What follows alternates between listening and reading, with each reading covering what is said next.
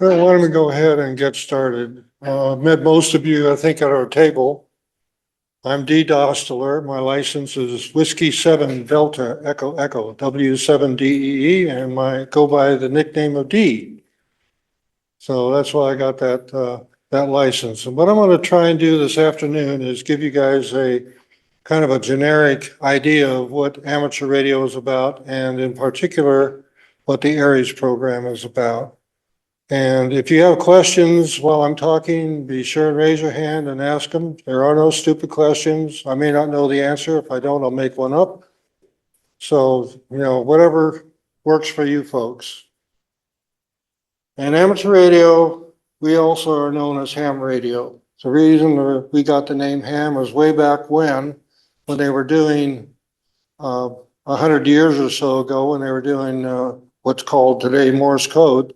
CW, continuous wave code, you could tell who was actually transmitting by the way that they did their operation, their ham, their radio, their hand. And that's sort of true today, where we can recognize somebody by voice, but by then how they operated their code oscillator told them pretty much who they were, and that was known as their ham. So this is something that's been around for about 100 years. Let me unfold it here. We have a whole bunch of amateur radio people in the United States and around the world. There's a lot of us, and more growing every day. The amateur radio license people are federally licensed. We're licensed by our government, Federal Communication Commission. That's who you'll apply for a license for, and they will provide you with a license. We have operators everywhere. I'm sorry? On the license, do you have to renew it every year or every couple of years? Licenses are generally good for 10 years. 10 years, then do you retest or you just? No, you just renew them. Just renew them? Yeah, once you get past the testing for a particular level of license, you're good for that call sign and that license for 10 years, and then you renew it. You don't take any additional tests. So operators are everywhere. They're in your neighborhoods, they're around the country, it's wherever. Everybody uses ham radio. Everybody that can use ham radio. People like yourselves, myself, bunches of people. Like, you can be anywhere from a teacher in a small school to a professor in a college or a technical advisor to the government. Doesn't matter. If you're licensed as an amateur radio license, anybody can get one. And it just takes a little bit of work. Like I put on here, if you've got a license, it's helpful for people that like go on a hike or a trail where they can communicate with the people in their party or their family or whatnot. If you're familiar at all with what are called FRS radios, Family Radio Service, or the GMRS radios, those are what people generally go to because an FRS radio doesn't require a license. And technically, though, a GMRS radio does. So if you get one of those and you want to operate as a GMRS, you should have a separate license for that. But amateur radio you can use wherever you're going with your family or friends or a party of somewhere. We even talk to people in outer space. We communicate with people on the International Space Station. We can bounce satellites information, get that as they're passing overhead, or there's some small setups that are flown in the satellites that are amateur radio related, so you can play with those. Or you can bounce signals off the moon, as people have done that as well. So there's a wide variety of stuff you can do if you're an amateur radio. It just depends on what you want to do, how much you want to get into. We primarily like to think that we're there to service our community, our neighborhoods, and times of disaster, and I'm going to talk a little bit about that in a little while with the ARES part of the amateur radio, but generally speaking, we're there in case of a disaster to provide communications when the other communication systems fail. You're generally going to find out that your landline is not going to work. Cell phones are going to be blocked. Internet is likely to go out, especially in a local region, if not widespread. When they had a tornado go through Salt Lake about 10, 20, 30 years ago or so, everybody was on the cell service. I think it lasted about 5 minutes before nobody could get anything through.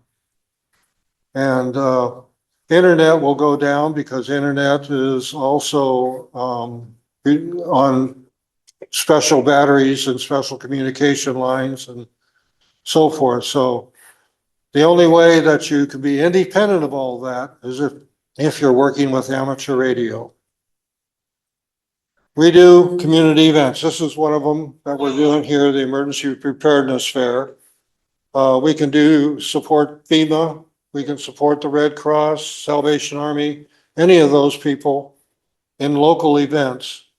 We do that nowadays primarily with the parades that are put on in Box Elder County. The Box Elder Fair usually has a parade, and the amateur radio operators are there to support and make sure that it's organized. Peach Days has a parade, and we do the same thing there. Or we can go to whatever event is needed. There's going to be a emergency preparedness fair in Garland in April. And I just heard that there's another one up in Manaway in July, and we're going to try to support those as well. So what do you need? Need to get licensed. The FCC has designated certain frequencies that are available only to the amateur radio people. There are a number of different bands and frequencies that we can use that are ours exclusively. So if you want to use those, you need to get a license. There's 3 levels of license. There's a technician license, and there's a general license, and then there's an extra license. And there's a test for each one of those. It's easy enough to get your technician license. There's all kinds of study materials available online to do that. And we can help point you in the right direction to get that. What the FCC wants in order to issue you a license, they want to know that you have some basic idea of what electronics is. And it's pretty basic. It's not really technically difficult to learn what the basics are, but they do want to know that you have some idea of what electrical waves are, what you might encounter in the way of obstacles and propagation. And if your radio conks out, then they want to know if you know who to go to or what. They do some basic checkout to make sure you understand electronics. But it's, as I said, it's very basic. Something else we do is education. We can go to places like this and help people out. We can go to schools, we can go to organizations and put on demonstrations of various things. We could put on something like a soldering class, or we can put on something for a particular set of software, or we can help people program their radios and put on things like that where we're talking about science and engineering and math, kind of like the STEM subjects that is pretty popular these days. As I mentioned, we have a number of frequencies that are allocated to amateur radio. They extend from way below what's known today as AM radio, all the way up into microwave frequencies. The most popular ones are in the high frequency range. There's a bunch of different frequencies there, but for most people, you'll want to get into what's called very high frequency or ultra high frequency, VHF, UHF. That's where most people get into it, and then expand into HF if you want to communicate farther than your local communications or your your county. But they're available. Amateur radio, if you like contesting, there's a bunch of contesting things you can do with amateur radio. They hold a number of different awards, if you will, that you can try for all states, getting a contact in all the states, all countries. There are places where people go out into the middle of nowhere and set up a station. It's called DXing, extreme DXing, extreme distance, and you can try and do that as well. Most of those were going to require you to be on HF to be able to get those contacts, but they have a dozen different award types that you can go for if you like competition.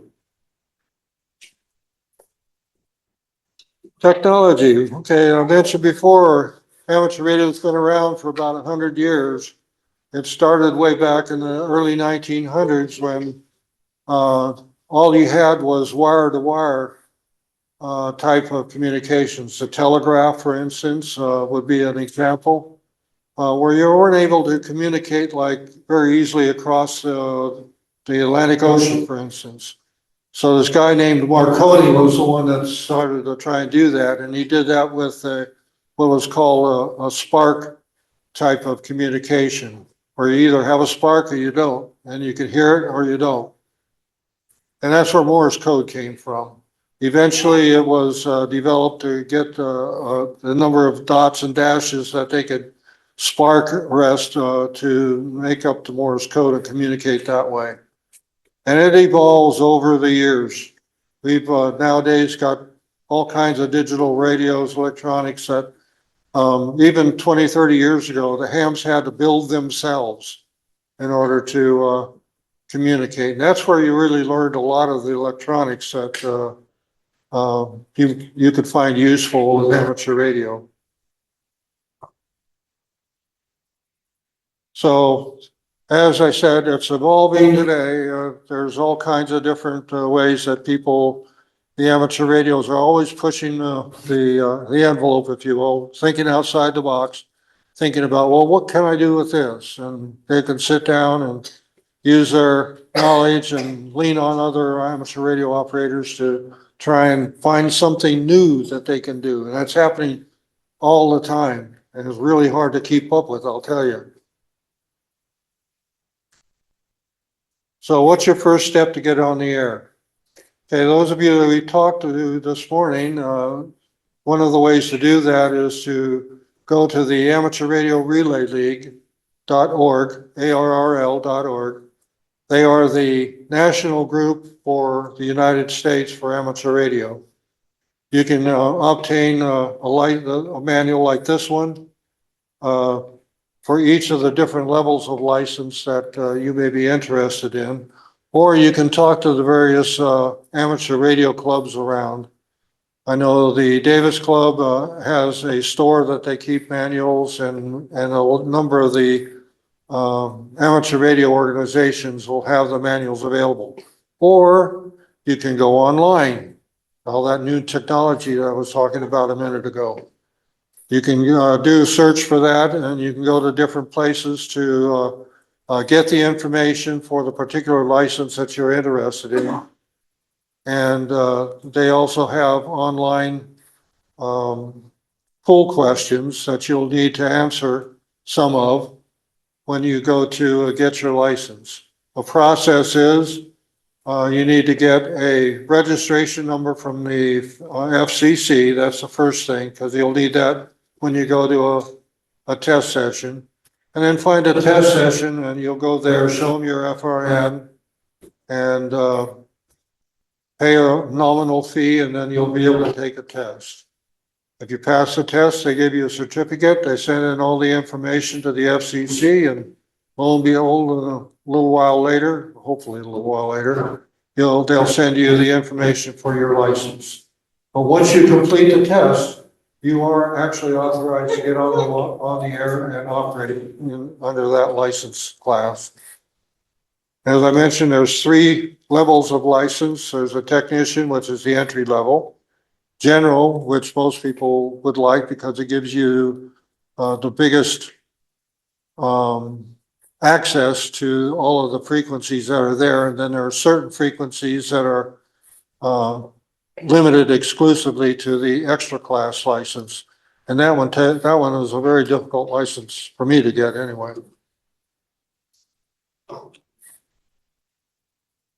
So go to the www.arrl and you can peruse their website and get information there. If you want some local information, you can go to our club website, which is k7ub.org.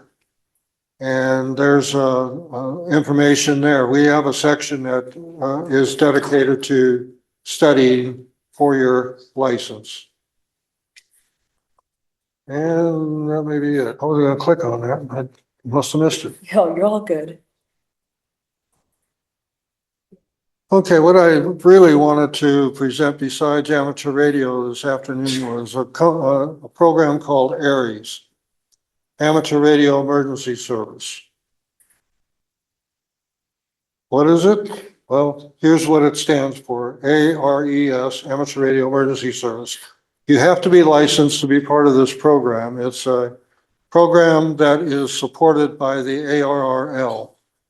And what I'm going to do this afternoon is kind of give you some of the basic information on what we do and why we do it. Okay, the first thing is we want to establish emergency communications. In a disaster, we have found by experience that a lot of the communications that people, services that are provided by the governments don't work or fail. So you'll find that sometimes your fire service or your public safety or police or whatnot, the communication they're going to use will fail. Also, if your cell service probably won't work, as I mentioned before, internet may be out. What we do is train operators to be able to fill in that gap for anybody that needs it in a disaster. So we, as I put in here, we got a group of emergency communication radio operators that we support, and we train them and try to do as much as we can with foster service to various organizations. So that was created by the ARRL in 1935. At the time I put this together, we had something like 70,000 members across the United States. We have approximately 64 folks that have signed up here in Box Elder County. The way this works is that there are several layers of organization. There's the section emergency coordinator, which is the guy that's assigned to Utah. He's over the entire state. And then each county that can establishes what's called an emergency coordinator. And that's usually by county. Box Elder has one. I'm it. I set up several of my people that I think are particularly well-trained and able to support to be assistant ECs in case I don't happen to be here. Because like everything else, when a disaster happens, you don't know where you're going to be. You could be back east assisting, visiting family. You could be down in Salt Lake doing something and can't make it back. But this way, there are people that our emergency manager can contact and say, I need amateur radio service. Help me set it up. And they'll be the guy that'll go out and call all these people that are assigned or signed up to be ARES stations and go from there. Here in Box Elder County, we have already set up in 10 of the cities a communication station. If there's a radio there, all the equipment there, antennas there and whatnot. So all the operator needs to do is go there and everything will be available for him to service that particular city or disaster that happens. So we support the agencies. Now, the big thing that I want to point out here is that it's a requested assistance. So if their communication channels are all working just fine, they're not going to need us. They won't talk to us. They won't call on us. But if they want us to, then they call us up and we'll support them. But it's a on request basis. So if you're an amateur radio operator and then you hear of a disaster and you show up at the city hall and say, I'm an amateur radio operator, I can help you, they're going to say, sorry, come back some other time. So that's usually done through the coordinator. So as I said here, we don't initiate any action. We're requested to support. So normally the county emergency manager is a person that will request us. And he may do that in lieu of a particular city or area that may need additional help. And then I or one of my AECs will initiate a call out to those people that have volunteered to serve in an emergency, drop what they're doing, and go help out with communications.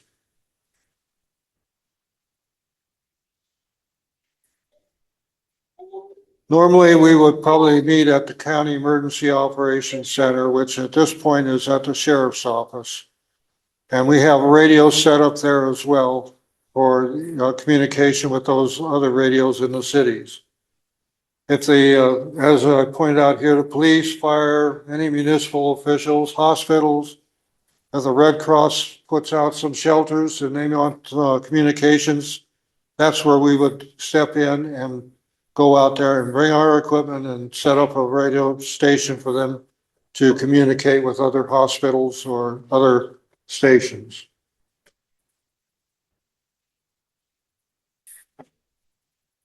So we just keep going until we stand down. We have people, we've got an idea of how long people can survive in that environment. Usually something like 8 hours to 10 hours is about it. So we'll have people that'll be able to come in and relieve them. And we try to get 2 or 3 operators per station so that there'll always be somebody to rotate in and whatnot. Because after about that amount of time, you start making mistakes. So we are called by officials when they want us to be there. When their communications don't happen, we do our own call up. We'll probably set up at the Emergency Ops Center, and we'll help with any scheduling and logistics and communications as necessary. And one of the other big things is the after event, what they call a hot wash. It's where we sit down and we say, what worked, what didn't work, what can we do better, and help out that away. And let's see. Okay, we've already done that. I've mentioned that we've already done these stations in each of the cities, and we've got information out that's available to anybody that wants it to know where those things are. One of the things that we try to do the best we can is not use handwritten information over the air. That we found, one of the things we found that is very prone to inaccuracies and errors. So there's a set of software that's called WinLink that we've put on each one of the different stations that we have that allows us to send forms across the radio waves and they don't get corrupted. So we would have the service agency fill out the form, and then we would put the form out on our radio as they presented it to wherever that needs to go, using this WinLink system and some forms that they got.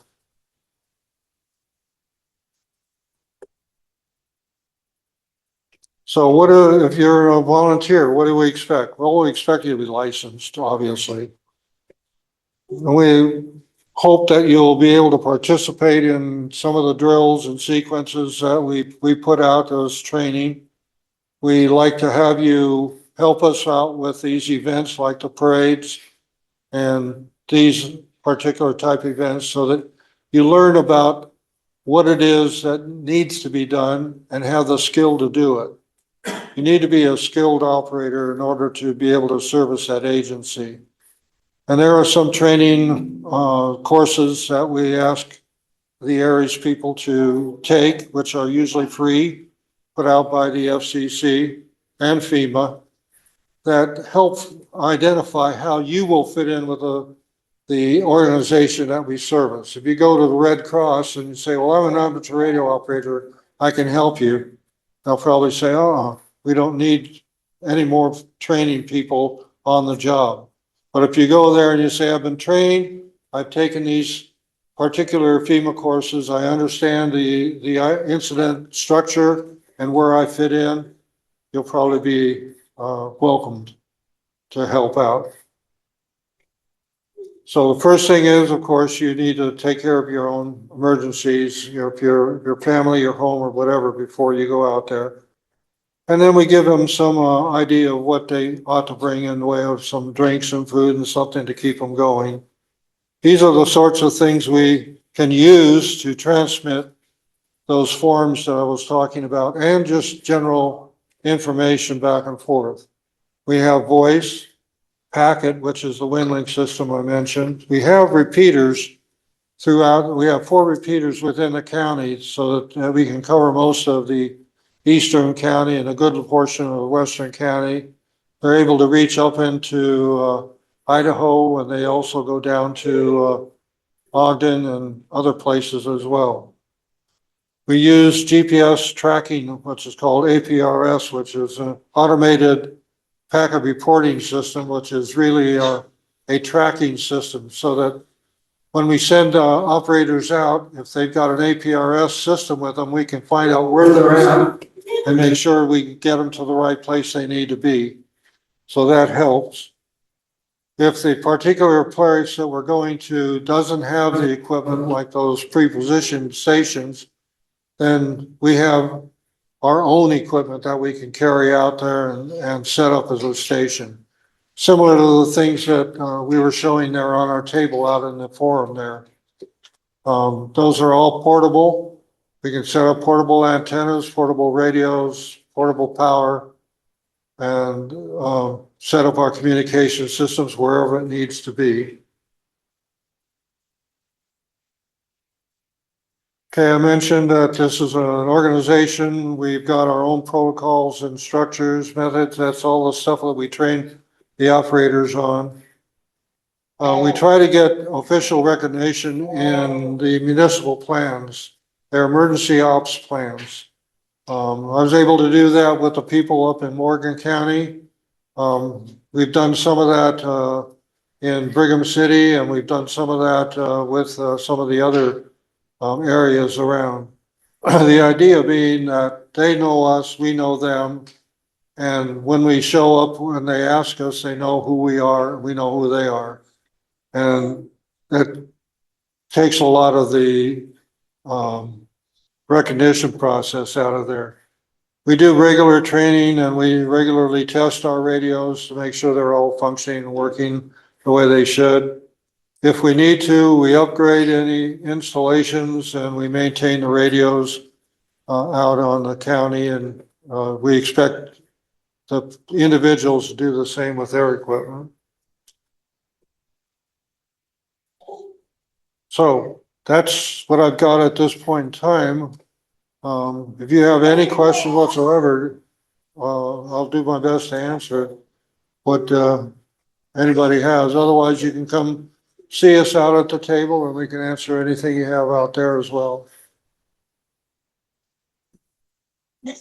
Yes. What was the last incident you guys had where you went and helped people?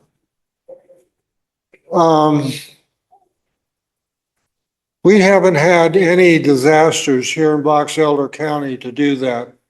One that I will mention because I was personally involved in it was up in Morgan County when I was there. They had a canal break out in Riverdale. And that flooded a whole huge area out there. People's basements were filled and whatnot. At that time, the Ogden Radio Club brought out basically a portable EOC for that, and then called in all kinds of operators from Davis and Weaver and Morgan County to operate out there. We did is we shadowed the municipal operators out there. We had people out there in the people's homes where they needed help, when they needed to move equipment. There was a radio operator with that positional person so that the official could communicate to the EOC and they communicated the information that needed to the other person. And that went on for like about 10 days. That was kind of tiring. Yeah. I had just gotten my license at that point in time, so that was a baptism by fire. But that's the kind of thing that we can do. And the young man down there had a question. I had a question. What's- Was the beginning? Let me get up here a little bit closer so I can answer the question. What's your question? What was the first question? Okay, first question. What was the beginning of you getting into, what brought you into radio? Actually, I've been trying to become a ham since I was in high school, and what stopped me from doing that was the Morse code. At that time, each of the licenses required you, as part of the test, to know a certain amount of Morse code to be able to interpret it. And so, over the years, that evolved to the point where the FCC kind of felt that that wasn't a basic requirement of the license. So they gradually cut that back to the number of words that you need to know, and then eventually took it out entirely. So you don't need to know Morse code or CW, as it's called, or any of today's licenses. But at that time, when I was in high school, I wanted to do that. I was finally able to get it to work a little bit, Yeah. so that I was able to copy some of the words, but, and make it on that particular license at that particular time, and that was like 30 years. Yeah. I've heard that there's still a lot of discipline in your wordage, in your protocol, right? You're speaking over Well, there. when you're doing terms of communication, it's not a problem, but when you're trying to communicate for service and whatnot, Yeah. you want to be a little more professional. Yeah. You had a question. What was that picture? In the beginning, from the house radio. Yeah, that was way back when. Yeah. You probably missed that.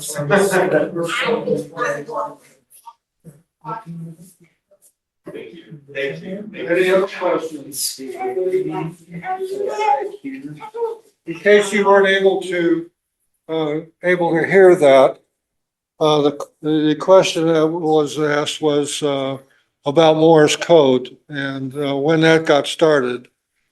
And basically what I told them was that, way back when I first started, I was trying to become licensed when I was in high school. And I could learn all of the technical stuff and the information and the background and whatnot. The hurdle I couldn't get over, and one that was the hardest for most people, was Morse code.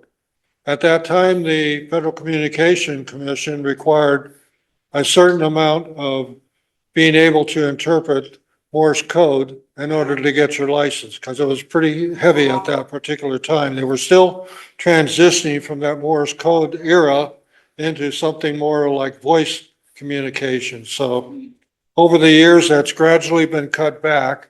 About 25 years ago, when I first got my license, it was cut down to about like 5 words a minute what you had to know. And there were tests that you could take to help you learn that and understand that. And I was able to pass that particular level, but early on, it was like 20 words per minute. And then for higher licenses, of course, they required more proficiency at CW. Is there anything else that anybody has an interest in? They've done away with CW across all three licenses. Yes. You know, CW is no longer required as a requirement to pass a particular license. However, CW is pretty much still alive. And especially if you're communicating like around the world, sometimes voice works, CW works better. But it's a hard process to learn. I tried learning it again here a few years back and failed miserably. You got to practice it every day. And even the guys that are proficient at it tell me that they sit down and practice every day for a half an hour or so just to keep proficient, just to know just what it is. It's a what do they call it? A decayed skill. It's not that's the wrong word, but it's a skill that will deteriorate if you don't use it. You can't learn it today and then 2 months from now or 6 months from now, expect to be at the same level of proficiency that you were at today. You have to keep at it. But it isn't a requirement anymore. Anything else? What steps would you recommend after you get your license? I'm sorry, I can't hear. What steps are there after? Yeah, what steps as far as broadcasting stuff that you recommend looking into after you get your license? After you get your license, not sure what the best way. Like bigger radio and. Oh, to get into the hobby, you mean? Yeah. Yeah, you'll have,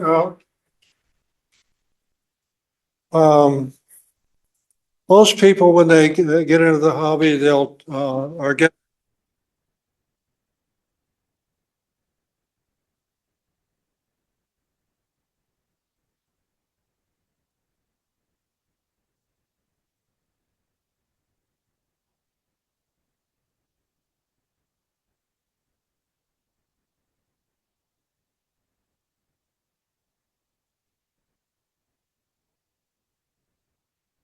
They're good enough to at least get you started.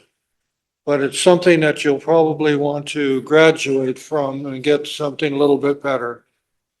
In my mind, there's like 3 levels of radios you can get, classes, if you will. There's the handy talkies, and they range from very inexpensive, like the Wusons or the Baofangs, and some others. There's a YT one out there. Some of the better brands will also offer you a good radio, but they're more expensive. But the handy talkie is probably your first step, but you'll find probably after a while that it doesn't do as good a job as you may want to get into the hobby with. And the next step would be up to something like a mobile radio. And probably a mobile radio that is 2 bands, the VHF and UHF bands available. So you would probably want to get one of those. Look for a good used one. There's good brands out there. Yaesu is my favorite, but ICOM puts out good radios. Kenwood puts out good radios, and there are some others as well that put out good radios, but they're considerably more expensive than an HT. And when you get that, you're going to need an antenna, usually an outside antenna, in order to get good propagation. Rule of thumb is if you got to dump your money somewhere, dump it into an antenna, because that'll get you your best performance.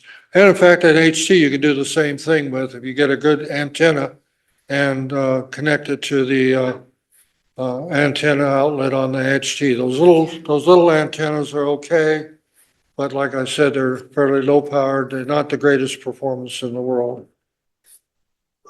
What did you say was your favorite brand? Mine is Yaesu. Yaesu? Yaesu. Yaesu. ICOM is a good radio. Kenwood's a good radio. when I was first getting into radio, I looked at all of them. And it turned out that the Kenwoods to me were, at that time, you weren't able to program them like we can do today. And you had to put in all your frequencies by hand. So all the information you're doing this number. And Kenwood was the worst one for me. So that's why I gravitated away from Kenwood. Yaesu was the easiest one for me to do. I wound up with a handheld from a company called Alinco, Alinco, which is also a good brand if you can get a radio from them. And there are others. But most of the time, a good mobile radio is probably going to run you something like $400 to $500, plus the antenna and the coax line to go from the radio to the antenna. So it's a little more substantial investment than $30 for a Baofeng or something like that. If you get one of the good brand HTs, you're still talking a couple $100. Anything else? Anybody? Yeah. What style of antenna would you start with when you get it to the mobile radio? For a mobile one, there's a bunch of different antennas out there. For the one that I use in my place, what seems to work very well is a Comet, made by Comet. Diamond makes good antennas. The ones we use for the radios around the county is called a GP3. And the thing with some of these is you need a ground plane in order for it to propagate the signal well. And the GP3 uses a small radial system around the bottom of it. My Comet does not, but I seem to be able to communicate all over the county. So, but a good antenna like that, a fiberglass antenna would be good for outdoor weather. But you can get stainless steel ones and various other ones, depending on whether you want to put the mobile in your car or want to use it as a base station. And it can be used either way. Mobile is a really good option for a base station in your house. And you can find those used. There's various radios around, the older radios. You can still get them new for $100, $200, something like that. Used ones the same. And the newer ones cost, of course, more than that, $400 or $500. But they work very well for a base station. Anything else? Okay, well, hopefully I haven't bored you to death. Thank you for coming. I appreciate the interest. And if you have any more questions or think about them, we have information out at the table where you can get a hold of us. Or you can go to our club website, k7ub.org. And there's a lot of our information there, people to contact. There's stuff on there about places you can go to study for your license and stuff about ARES and so on and so forth. So That website, please. K7UB. UV. Yeah, Kilo 7 Uniform Bravo in alpha numerics. Anything else? Don't be shy. If you got questions, that's what I'm here for. All right, well then, thank you very much. Appreciate you coming. Appreciate your interest.